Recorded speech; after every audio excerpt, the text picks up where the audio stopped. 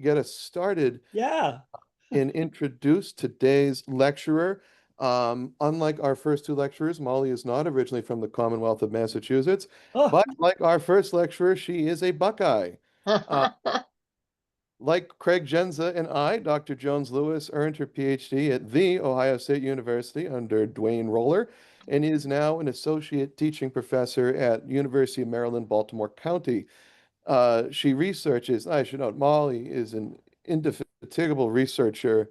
I believe, Molly, you once spent a night trying to disprove a point my advisor, Will Batstone, had made, and you were correct. But I'm also thinking of your work last summer testing out Pliny the Elder on washing wool and different methods for that, which I believe you published on the SCS blog, if memory serves. Um, so Molly researches the working lives of Roman physicians, the influence of ancient science on Roman political thought, and all things Pliny the Elder. Her favorite leisure activity is turning sheep fur into cloth using replicas of ancient tools. She lives with her spouse Rob, her son Jimmy, and their feline overlords Tethys, Cato, and Juba. Her talk today revisits her 2016 research into the Libyan Psylloi and what they can teach us about ancient ways of describing and negotiating human difference in the ancient Mediterranean. So let me turn this over to Dr. Molly Jones Lewis. Thank you so much for that generous introduction, Mark. Can y'all hear me all right? All right, fabulous. I'm happy to inform everyone who's interested in the topic. I am revisiting the cleaning wool questions this summer. Tomorrow, I plan to be stomping on my recently completed textile in a vat full of fuller's earth and the other substance. So wish me Godspeed. Godspeed. I'm really looking forward, though. It's less gross than I thought it might be. Oh, I do need sharing access to bring up my slides. Ah, and there they are. Great. Do pardon me, my institution doesn't offer Zoom, so I have to remember how to do this every time. But here we are, we're presenting, and yes, the auto captions are working as well. Fantastic. So today's talk, as Mark mentions, is revisiting a published article from 2016 as part of a larger project I'm very deep into right now, looking through all of Pliny the Elder's natural history for everything that comes from an African source author or source broadly conceived. So local informants, the Libyans say, and the catalog now stands at about 70-ish pages. I've gotten to the end of the work, first run through, and so part of what I've been doing with that is looking back and rethinking the question of who the Psylloi are and what their existence, which in many ways is a bit of a one-off, or at least a three-off. We'll talk about the other two examples of this kind of human category in Greek and Roman science as we go along. But what it can tell us more generally about what it is to be neither Greek nor Roman in the Roman Empire, and also the ways that subaltern people, so people who don't fit into this ruling class or controlling culture, how they react to and respond to and navigate a world that is not built for them, but that they are a part of. We tend to think of this as a bit of a one-way mirror sometimes, but ancient people were aware of the stereotypes that were being put on them.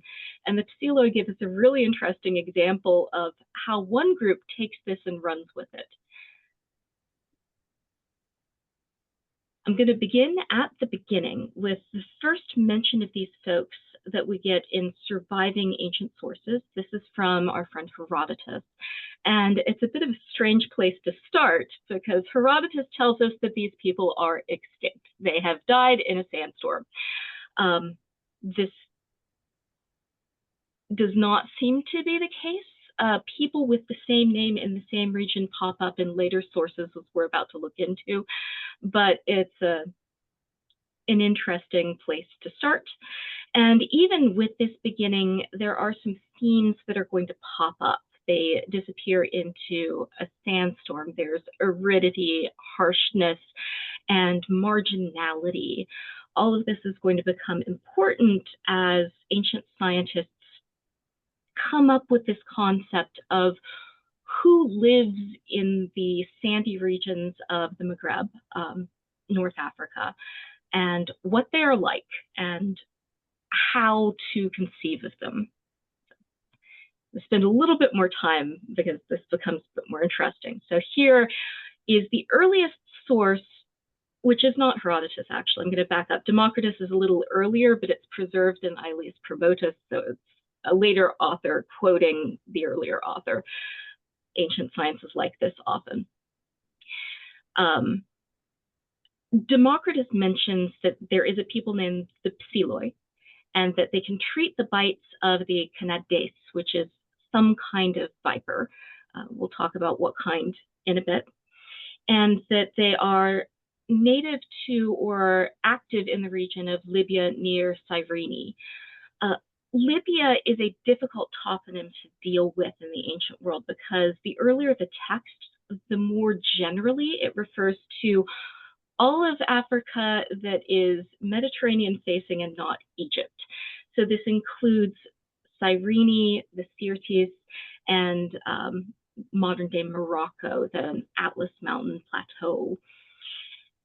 This narrows a bit as we get in through the Roman period, and more specific province names pop up in step with Roman colonization, as you might imagine. Next is the most complete account, and this comes to us in Latin translation.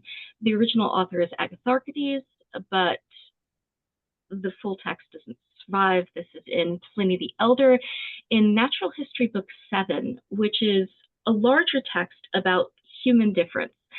So Pliny's Book 7, you may be aware, is where Pliny finishes talking about the nature of the cosmos, the geography of the world, and segues into living creatures by way of humanity, and talks about human beings as an organism, as a stepping stone into talking about other organisms as organisms, which is a really neat way of looking at humans within a spectrum of biological life.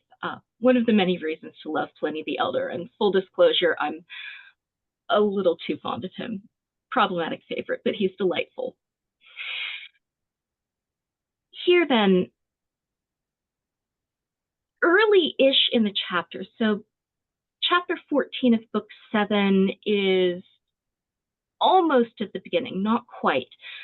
Pliny here is pivoting away from some pretty fantastical legends about human difference going on at the margins of the known world and getting into more known, more specific people. And here he, by Agatharchides, tells us that Psylloi are a people with an ingenitum virus, sort of an inborn virus, a strength, a power. Virus in ancient science eventually gives us virus like the pathogen. But here it's a strength, it's a power. It's a little bit like superpower, but also a naturally occurring thing. So this is not necessarily something that is outside the bounds of ancient science's concept for the natural. And that's an important point to make because often people, when writing about the Psylloi in particular, and ancient human difference in general, tend to throw around words like magic when discussing the properties of the Psylloi. However, for Pliny, and as far as I can tell, all of the authors who talk about the Psylloi, they're thinking of this as an outlier along a natural spectrum. This is an unusual but biological variation in a human body. So it's not a human, it's not a natural, but it is unusual and it is special. So at any rate, they have this ingenitum virus against serpents. And this gives them a body odor that can put serpents to sleep. So there's some kind of a force projecting from the physical body that has a direct impact here on serpents. Other accounts seem to think that maybe scorpions too. Scorpions, we can put a little question mark on, but definitely snakes. And then Agatharchides goes on to tell us it was their custom to expose their children as soon as they were born to the most aggressive of them, the snakes, not the people, and with that method prove the chastity of their wives, since serpents could not flee the children of adulterous bloods. Let's table for a minute. We're going to come back to what's going on with this idea and what our Greek source authors may have been thinking. Back now to this inborn virus, this inborn strength. There's some geographical context here that goes into the scientific rationale behind why people would think that some human bodies exude fumes that sedate snakes. And to understand this, we need to talk a little bit about climate zones and humoral theory. It's a bit of a pivot, but a useful one. So here we're looking at the zones of the globe, here illustrated in a manuscript of the Somnium Scipionis. The manuscript is medieval, but it's beautiful and it works. So here we're looking at the Mediterranean is that waterway in the middle. And then you have the Tosta Zona, the torrid zone. And then at the very top and bottom edges here, the north and the south poles of the globe. And for ancient people, this is a globe, not a flat sphere, which is important to point out. Round Earth theory was alive and well in the ancient world, and this is post Eratosthenes, so they even have a figure for the circumference of the globe that they absolutely believe exists. So if you need to argue with a flat earther, that's a great point to bring up. They will listen to you and they will never commit errors against antiquity again.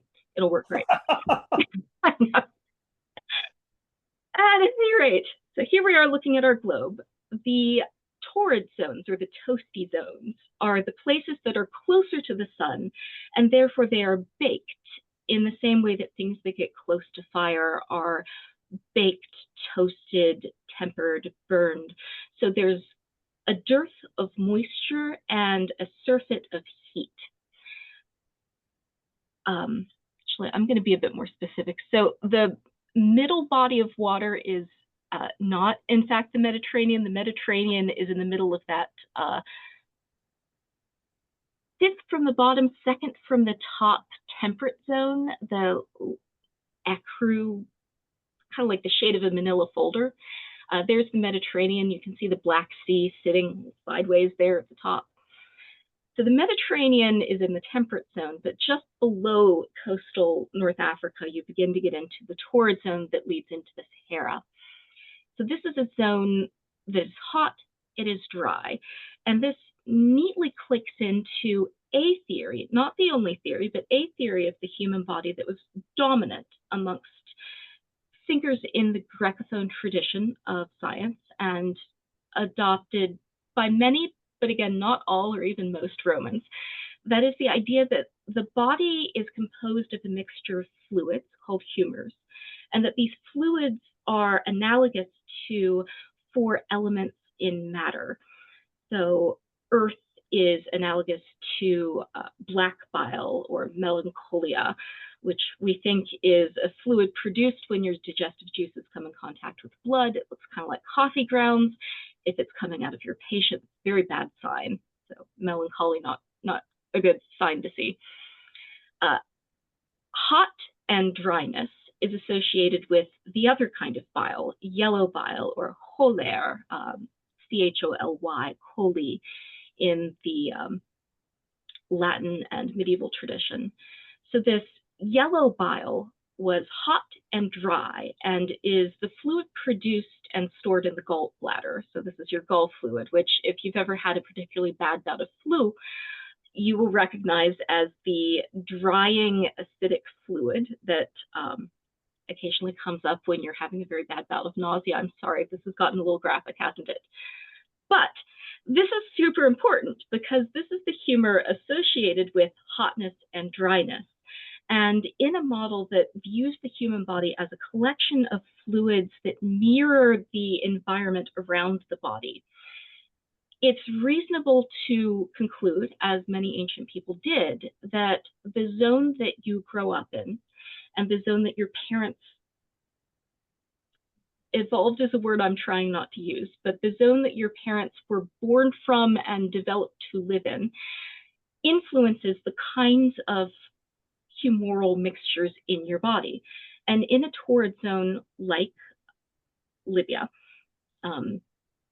ancient North Africa, between the Atlas Mountains and the edge of the sea. So here we're talking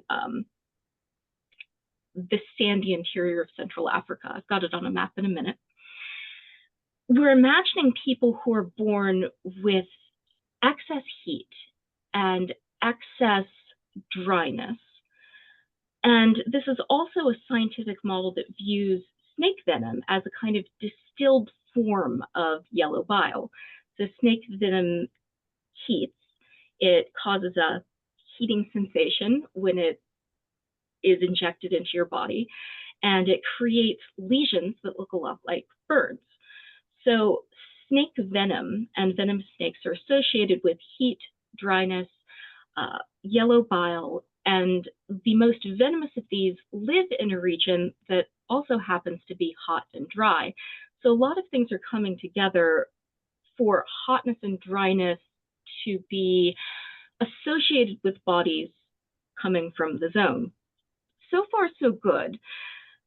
But when we get to the Psylloi, something kind of interesting is happening, because it isn't so much the belief that they themselves bite you and give you venom, but rather that their bodies are exuding a kind of anti-venomous property. And antipathy is the way that Pliny the Elder puts this. Yeah. Oh, hello. Hi. Sorry.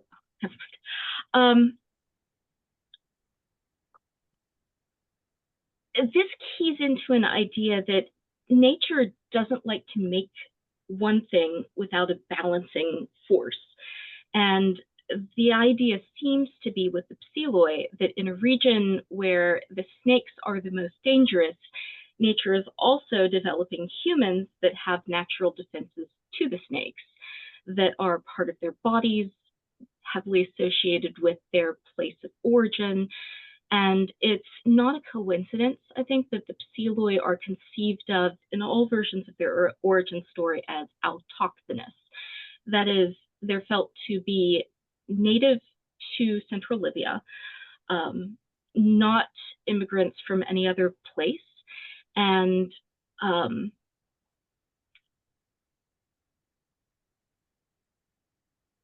physically related to the stuff of the ground they live in.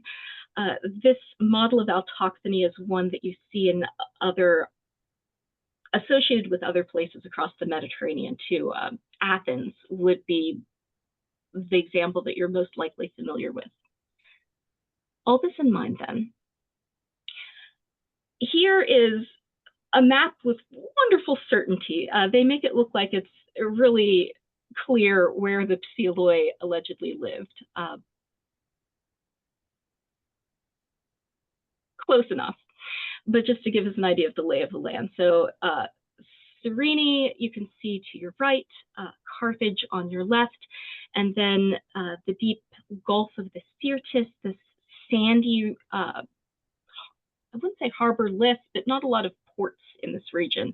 A lot of sand blowing off the Sahara, even in the ancient period when the Sahara was greener, not green, but greener, and North Africa a little bit more temperate than it is currently.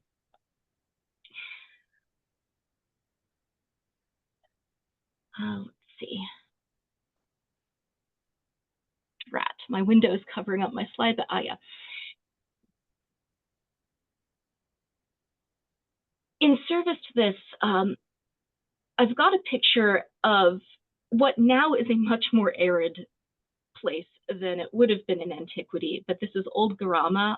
This is the home of the Garamantes, and this is the settled people group closest to the Psylloi in most ancient accounts of where these folks live. But just to give you an idea of the aridity and the heat as best as you can off of a slide. And also Herodotus's line where he's leading into his description of the Psylloi and then the Nasamones, he tells us that Libya is therioides. Libya is full of critters. It's infested with animals. Beast is often a translation we get for therion, but it's used for not necessarily something that's going to eat you, but just pests, animals that you have to worry about, including snakes. The Psylloi aren't the only people in ancient scientific traditions to have this kind of hereditary physical repellent ability around venomous creatures. And rather interestingly, to me at least, the other two are located at in temperate zones, but still a little remote from Greece proper. The Ophiogenes are near Parium. Parium is along the Bosporus and Dardanelles. Put a little arrow in there. And then the other one are the Marsi of central Italy, interestingly enough. So Romans do have a local version of this in the highlands of the Apennines.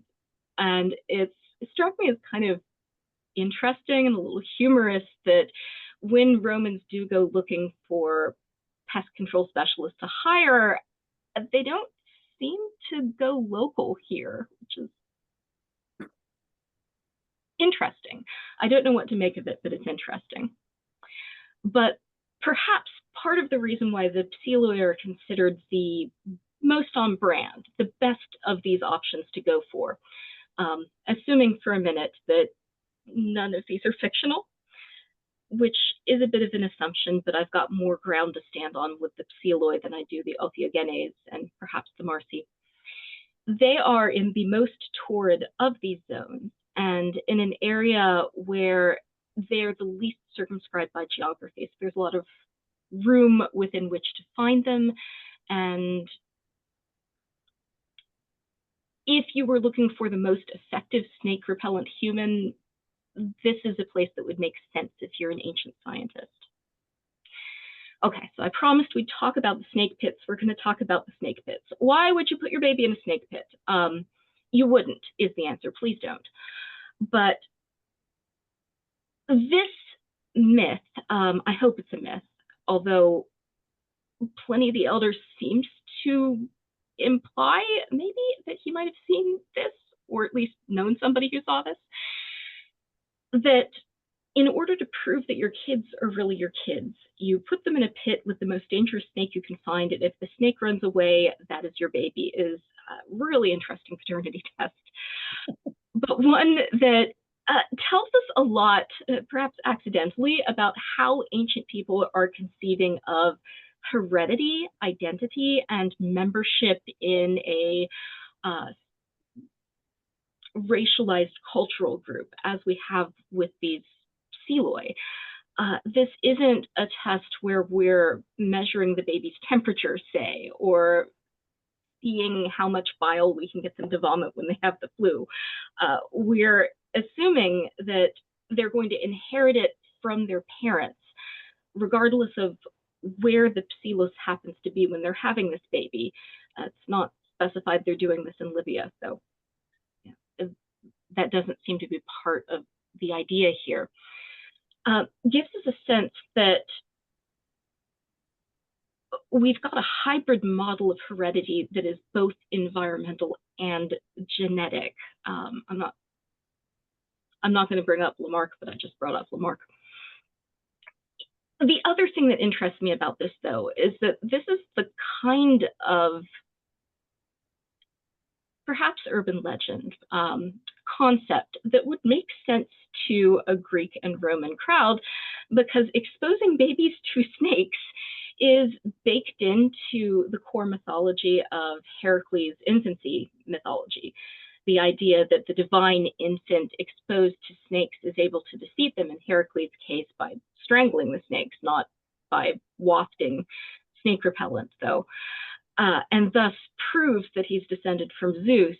It gives us a pattern that seems to be working in the scientific conclusions being made in these texts about who the Psylloi are. So I'm going to throw that out there and leave it in the pit.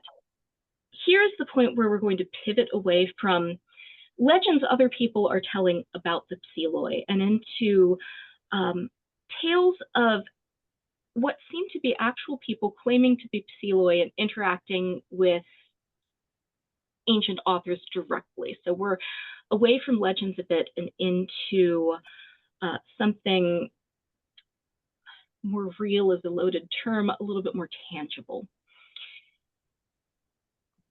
In Lucan's Pharsalia, and I know this is also in Plutarch's Life of Cato the Younger. In the civil wars, while resisting Julius Caesar, Cato and his army encounter a venomous critter problem as they're campaigning through North Africa. And Cato is approached by a group calling themselves Psylloi and offering themselves to Cato as poison control specialists. And Lucan, of course you know who Lucan is, the poet, gives us an extended and very lurid but exciting and interesting description of how the Psylloi go about their business of controlling venomous critters around the camp of Cato that is really helpful for me, with caution because it's poetry. But it is first century poetry from an author who is contemporaneous to Pliny the Elder, who speaks of the Psylloi as a fixture, as a kind of person you would run into in the ancient Mediterranean. So with those two, and actually three, because the medical author Celsus mentions them as well, there do seem to be people claiming Psyllian identity. So I'm going to believe the authors for now. At any rate, Cato is the first Roman that we have records of hiring the Psylloi to act as poison control specialists, but not the last. Pliny mentions them as if they're some kind of routine fixture. Pliny, we must remember, was a career military officer, and it is likely, again, not conclusive, but likely he may have worked with Psylloi as part of his military service. He did have at least one, possibly two, North African procuratorships in the mid-70s. So, you know, if anyone has met the Psylloi, Pliny probably has.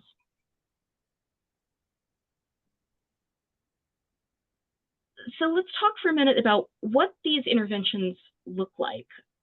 But first, also, what are we intervening against? How venomous are the critters of ancient North Africa? And how does understanding the mechanics of toxicology help us to understand what's going on in these ancient texts and also in these ancient ideas about what a human body can do? We're looking here at the two species of venomous snake that are most deadly in the ancient Mediterranean and, not coincidentally, the ancient world writ large. This is as bad as it gets. And by modern global standards, this is not bad. These are not the most dangerous snakes in the world. We've got more dangerous snakes in the Northeast, as it happens. But also, try not to kill the copperheads. They probably won't hurt you. Unless they bite you, then go to a hospital. Up at the top, we have the Egyptian asp, or common sand viper, and then the proper viper, Carastes. Carastes, the Saharan horned viper. The Saharan horned viper is more deadly than the asp. Parenthetical note. Actually, no, I'm going to leave this for a minute. because this is going to be more relevant to the plot later, but there's an asp fact. Cleopatra is going to come up. So there are buddies the asps. And I think the next slide has pictures of asp-related injuries. So if you are squeamish, now might be the time to sip your coffee and look somewhere else. These are asp and viper bites, and they look dreadful. These are alarming injuries. However, when I say that asps and vipers are not the worst kind of snake bite that you can have on your body, that is because, by and large, even without treatment, these are not fatal to the person from the primary bite. If the wound becomes infected, that can be incredibly dangerous, and there are no antibiotics, or at least not antibiotics people know they are using in antiquity. So infection risk is real and a problem. But for the most part, on a fully grown adult human who isn't medically vulnerable, children are at higher risk. The elderly or people with a pre-existing illness or camped with the military and suffering from camp fever, as many people did in ancient theaters of war. An asp bite is going to cause a localized lesion like the ones you're looking at here. The flesh impacted locally will die and slough off, but often the body isn't affected in a large enough area that you'll lose more than a finger or a limb. These tend to also be peripheral bites. So a snake tends to bite you on your hand or on your foot, and your body's ability to not circulate the venom to your central circulatory system tends to deal with this pretty well. Again, if an asp bites you, please see a doctor, but also don't panic. It's not the worst thing that can happen to you. However, it is painful and alarming, and it can be fatal. So this is something that will alarm the patients and cause panic throughout a community where these snakes are biting. However, it is something that has a pretty great survival number for an ancient therapeutic intervention situation.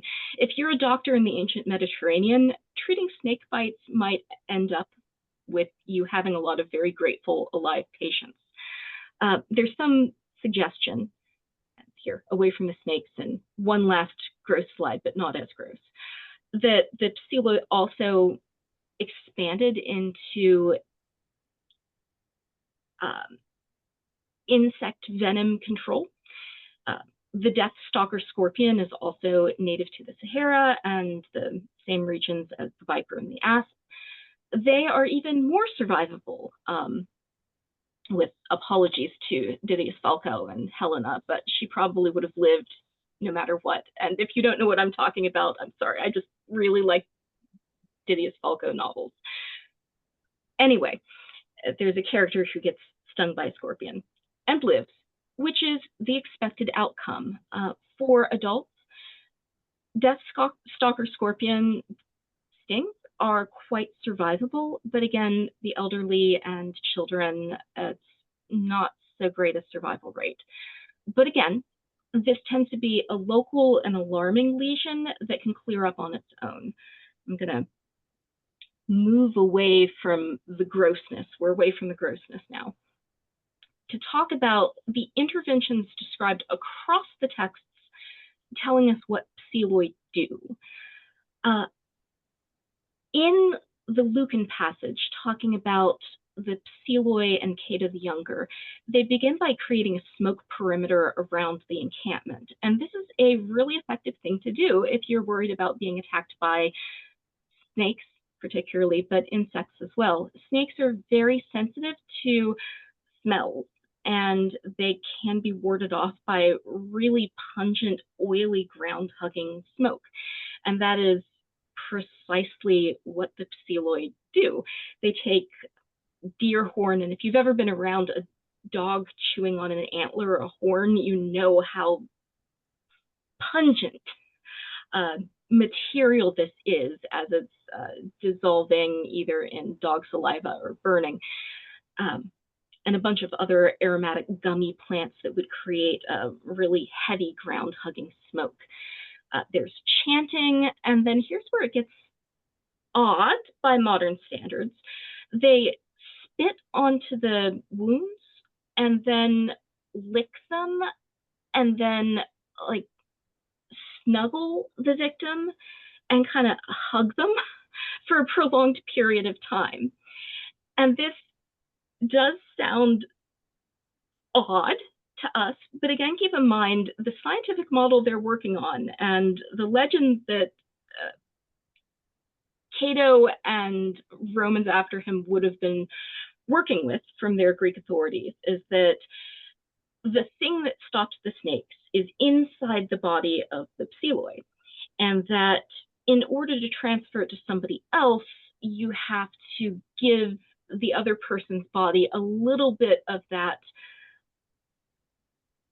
altered humanity.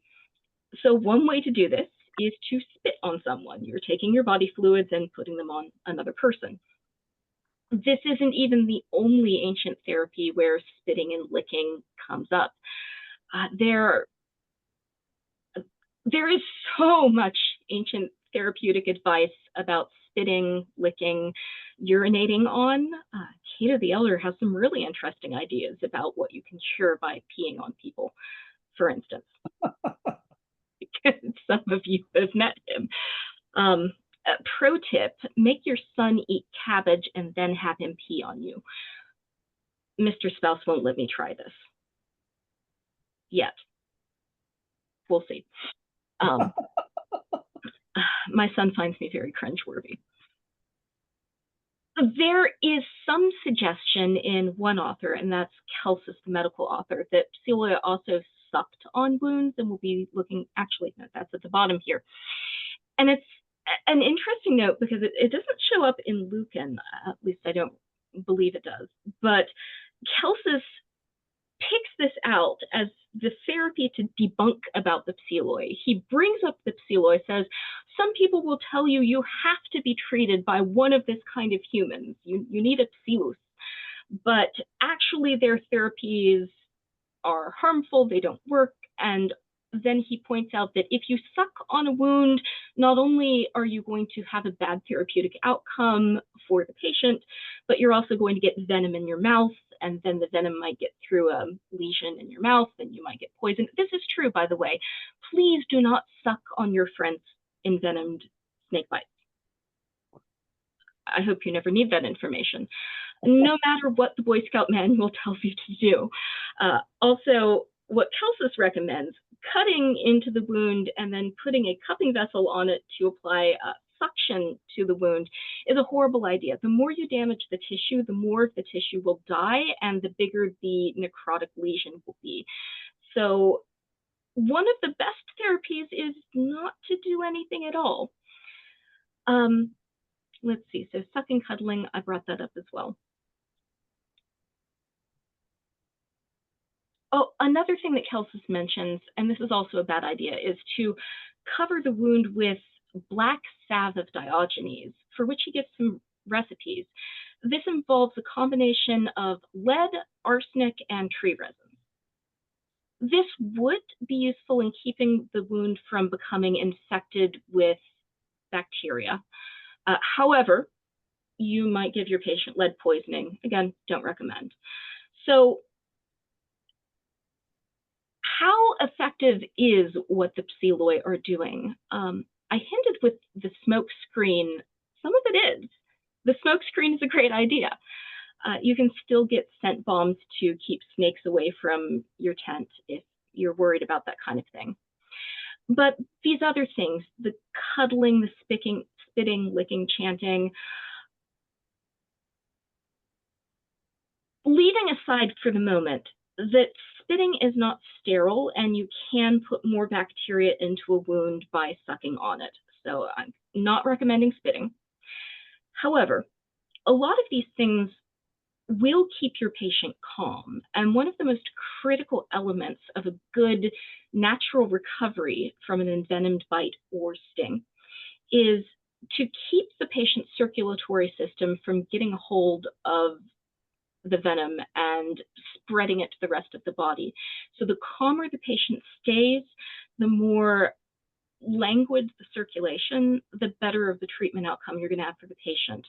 Also, the less you stress the patient, the better you feed and support them, and generally give their body time to do what it needs to do to clear the venom, the better their treatment outcome is going to be. So a lot of these things that look like pseudoscience, the snuggling, the cuddling, and even being licked by a person whom you believe is naturally snake curative, would have a perceptible outcome. There's the placebo effect, yeah, but even over and above that, the palliative effect of keeping your patient calm would lead to decent outcomes.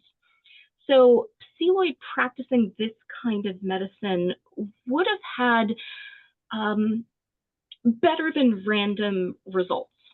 If you were trying to get on the good side of Greeks and Romans and corner a section of the medical marketplace by leaning into ideas that your people are scientifically more effective against snakes and scorpions than everybody else, this is a good choice. And to illustrate this, now I'm going to talk about Cleopatra.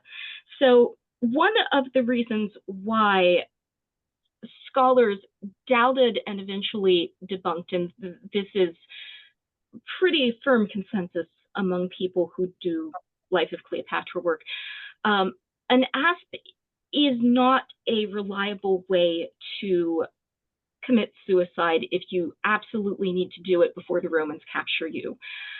Because even if the envenomed bite is close enough to your heart, there's no guarantee that you will die in a timely fashion.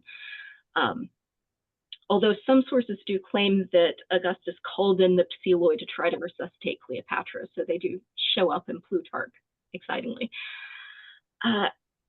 What seems to have happened is that hiding poison in your hair comb and then sneaking it when nobody's looking doesn't make a good parade float. So the parade float at Augustus's triumph, depicting the death of Cleopatra, showed her with a snake because it looked cool, and the snake legend comes from this bit of Augustan propaganda. Say what you will about Augustus, he was an excellent propagandist.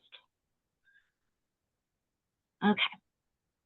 I mentioned earlier that we do have people talking about the Psylloi going about their business as a part of a larger medical ecosystem, marketplace, sometimes is what we'll call this.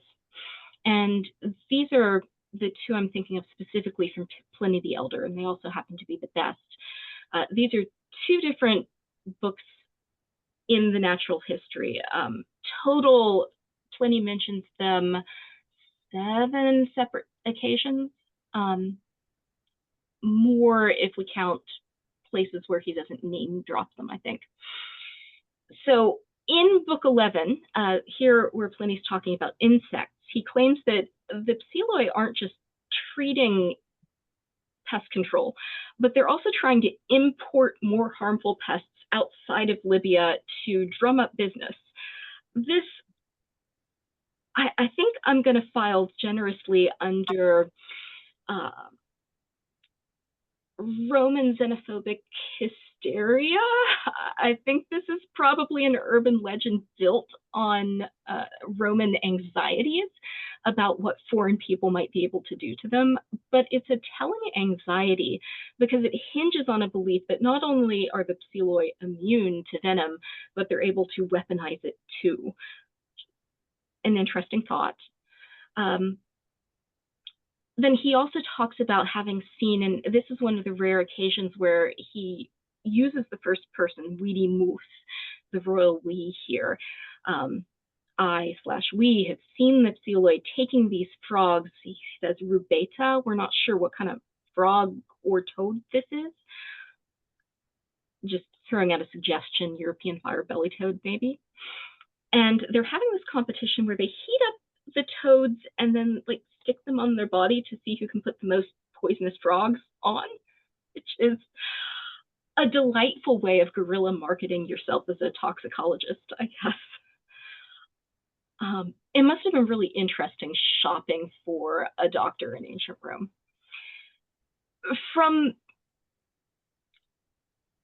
these mentions, this isn't a ton of evidence, but the evidence for small people groups in the ancient world tends to be very sparse in general, in part as a side effect of what Danelle Padilla-Peralta called epistemicide, the devaluing, erasure, and rebranding of knowledge that is not absorbed into the Latin tradition or that is local to places that a power, in this case Rome, controls. Colonialism creates mass erasure, destruction of local social networks, knowledge, cultural identity. And the Psylloi are right in the middle of an area that is experiencing that for generations, even prior to the Punic Wars, as Carthage is making inroads to the Maghreb. So the fact that the Psylloi come up at all in Pliny the Elder, and they're operating as a coherent group claiming a shared name and a shared identity, does speak a bit to how this group at least seems to have taken their press in the ancient scientific tradition and used it to create a niche for survival. And that is an interesting outlier. There are not a lot of groups for whom we can say this, but this is one way that resistance worked in the Roman Empire, and it's one form that resistance and persistence could take. And one of the reasons why I find this compelling and interesting, apart from it's just a really neat story, is that there are so few examples of what carving out a place for divergent existence looked like in the Roman world, what shapes non-assimilation could take, and how you might go about preserving a sense of group identity within a world that Rome is constantly trying to subdue and reshape. And it's part of a larger movement in how we think about colonialism and Romanization in general in the ancient world. By recognizing the contributions of non-Romans when we see them, which is the basic work that I've been doing and going through the natural history and finding everything that I can tag with an origin of an African observer, African scientist, African thinker.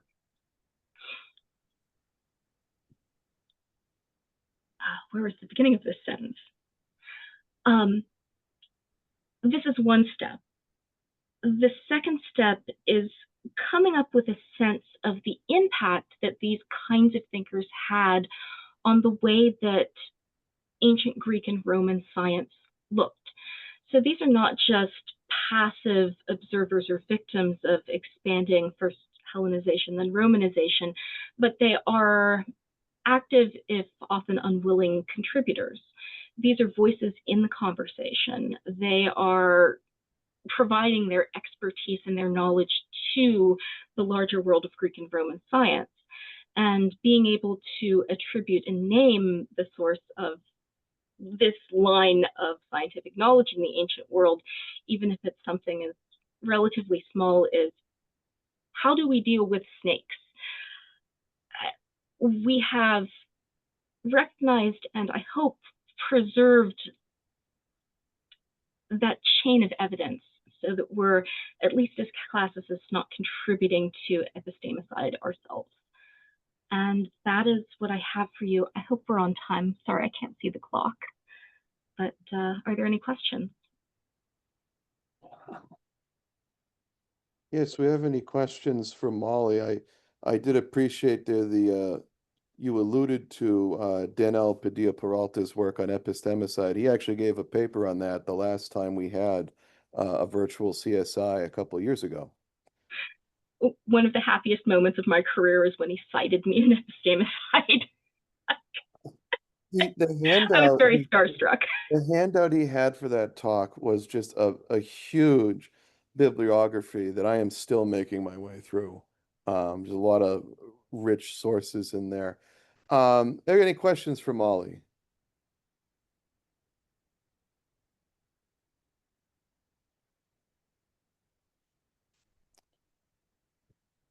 I can't think of it. Fred? It's fascinating to me that we still have all this stuff.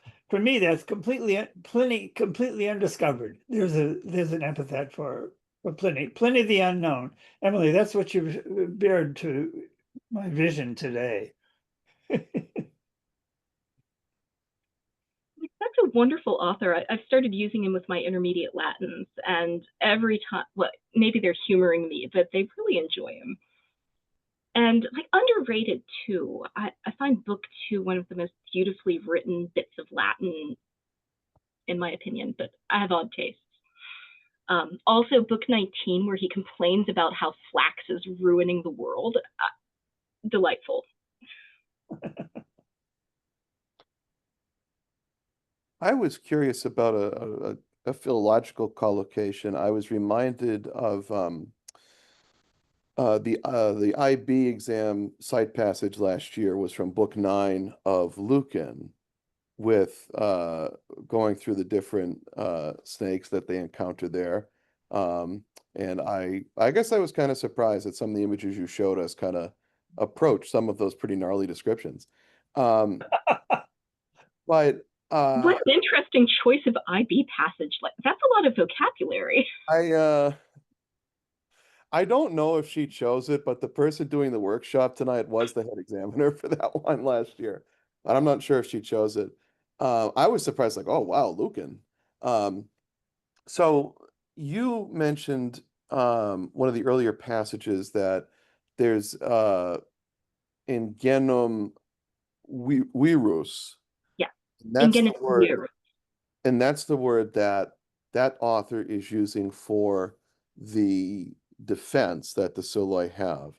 But that itself is the word that Lucan uses for the poison inside the snakes that they're trying to avoid. Correct. And that is a very normal term to use in Latin generally. Okay. Yeah. Which is kind of fun, and it tends to throw students a lot, though they really want it to be virus. Oh, yes, they do. Oh, yes. That was, oh boy, was that the most common mistranslation of that one when I was grading them. Oh, bless. Yes. Mary, do you have a question? You're raising your hand. Well, we know that the Egyptians were embalming. They knew a great deal about the bloodstream. And so I was wondering why, how that intersected with your studies and your is when, for example, knowing how blood circulates and where the bite would be, it's on the body. So that was my question. Just the, the actual medical knowledge that was possessed. Sure. And it's a great question with a very long answer. However, we're in a period where circulation is poorly understood, but they're already beginning to make steps that will eventually lead us to Harvey in the 1500s, finally connecting the capillaries, as it were. As early, though, as Eratosthenes in the Hellenistic period in Egypt, as you point out here, there's a trend of looking at the heart as a pump and the blood vessels as pipes. And there's some idea that the movement of fluids might have circularity of a kind, but it's limited by not having microscopy and not being able to see and observe capillaries, but also there's a lot of disagreement about what veins versus arteries are for. That said, proximity to Egypt is likely a piece here. However, Egypt is so inextricably entwined in the scientific history of the Mediterranean. More generally, disentangling specifically Egyptian discoveries from general Mediterranean knowledge until we have a time machine is going to be a tricky one. There are, however, some historians who have made a start by looking at things like the Ebers Papyrus and other hieroglyphic Egyptian texts of medicine. We're also hindered because Hellenistic Greek medical authors don't survive except in citation in later authors. So Herophilus and Erasistratus, neither of them do we have a text from. We have to reconstruct them from footnotes in Pliny the Elder and Galen. But your observation that almost certainly proximity to Egypt is a piece of Psyllian knowledge obtains, that stands. And another important thing that I remind myself of, so this is me not lecturing anybody, but me to me, ancient people, just like modern people, aren't living in a vacuum-sealed cultural container. Language barriers slow you down a bit, but these are all people who are part of a shared world, and they are talking to each other. And ideas are tricky things to copyright, which is not a satisfying answer at all to your very good question, but a lot of people are thinking about this very deeply.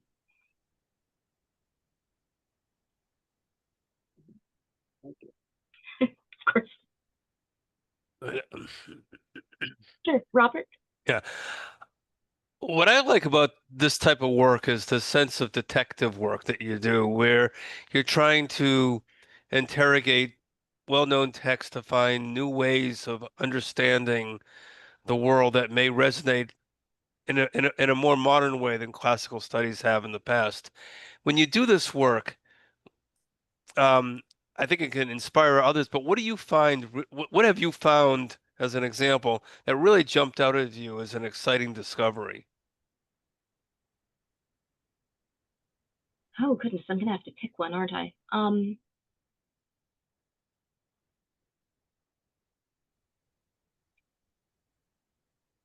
A big aha moment for me with this piece was I sat down with my parents, who are emergency physicians, both of them, and they took all of their continuing medical education in wilderness medicine.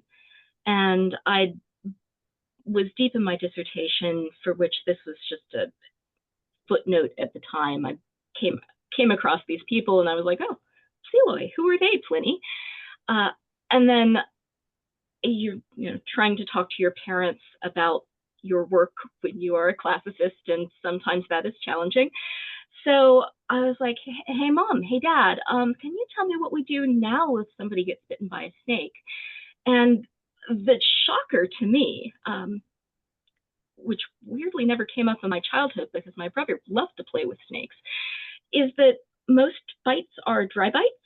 And that means that when a snake bites you, most of the time there's not going to be any venom at all. And sometimes the bacteria in the fangs are more dangerous than the venom. And it was a moment where a bunch of pieces clicked into place behind each other when I realized that, oh, snakes are not as scary as I assumed.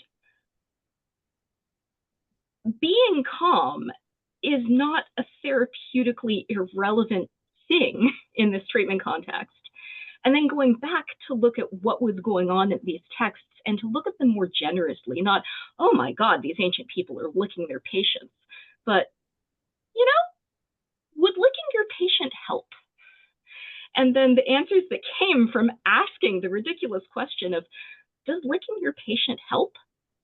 Helped me to enter into a world where the Psylloi were impressive to me, and they'd made some really clever choices. And they'd picked one of the few subspecialties in the ancient world where you wouldn't constantly have patients worrying that you killed them. My larger dissertation was about medical risk management, and I'm writing a book now about the doctor in Roman law. So how not to get sued is on my mind a lot. And I have so much respect for the Psylloi for what I think I see here. Taking some weird ideas about themselves and running with it in a really productive direction. So that, yeah, that for me is the exciting discovery, which sounds a little condescending when I say it this way, but like, oh my goodness, these people are clever. Of course they're clever. But also that's a cool way to think about it. So I hope that made sense.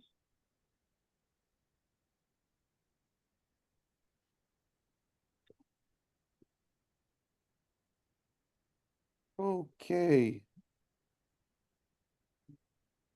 Well, I want to thank Molly again for a fascinating lecture. Unfortunately, one I don't think my mother could have attended for the snake content. Um, but thank you so much for joining us tonight. Great to see you again. Remember, folks, our workshop today is an evening workshop. It's going to start at 7 with Maureen Lamb. So I hope to see some of you for that later on tonight. And remember that all of these lectures are public. We're recording them and we're putting them on I got a YouTube playlist going. So if you know someone who wanted to attend Molly's lecture tonight but wasn't able to, they'll be able to see it later tonight into tomorrow. And the same is true of Craig's lecture on Monday and James's last night.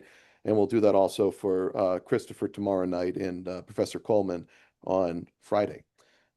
I think that's all the housekeeping I have. Is there a question? I do have one last thing to offer if anybody wants it. Actually, I'll just drop it into the chat. My catalog of every African scientist that I found in Pliny the Elder so far exists in a Google Doc. And I will put the link in the chat for anybody who wants it. And if nothing else, it makes a really great library for things to make your students read. Where does the chat live? Here's where it is. Okay, so here is that link. And feel free to share it. Lots of people have it. Just it's working notes, so sometimes I'm a little sarcastic with myself. Well, Molly, this certainly goes to prove what I said about you in my introduction as a indefatigable researcher. Just looking through this right now. Thank you so much. Okay, I hope everybody had a great Wednesday checking in on classes. I've seen a lot of really interesting and productive discussion. So for those of you who are not taking the Medusa class, that's going to be Christopher sharing some of his work on that tomorrow night, or tomorrow afternoon rather. So thank you, everybody. Have a great rest of your evening, and I hope to see some of you at the workshop in a couple hours. Thank you again, Molly. Thank you. Thank you. Thank you, everybody. Have a lovely rest of your day.